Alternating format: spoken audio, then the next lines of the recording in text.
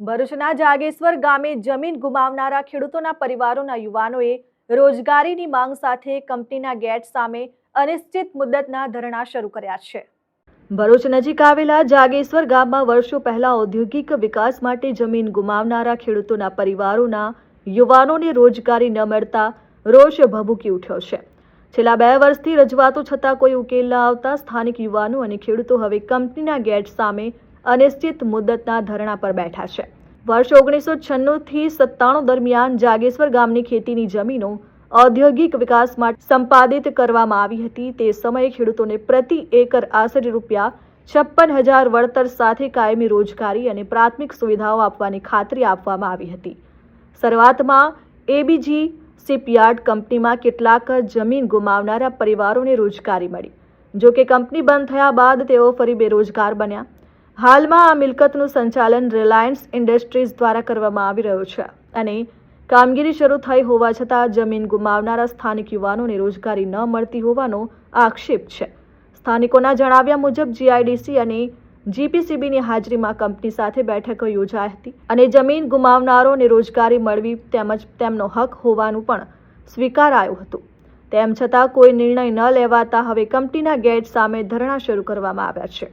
આંદોલનકારીઓએ ચીમકી આપી છે કે જ્યાં સુધી જમીન ગુમાવનારા ખેડૂતોના પુત્રોને કંપનીમાં કાયમી નોકરી નહીં મળે ત્યાં સુધી આંદોલન ચાલુ રહેશે। આ અંગે ચુસ્ત પોલીસ બંદોબસ્ત પણ ગોઠવી દેવામાં આવ્યો છે।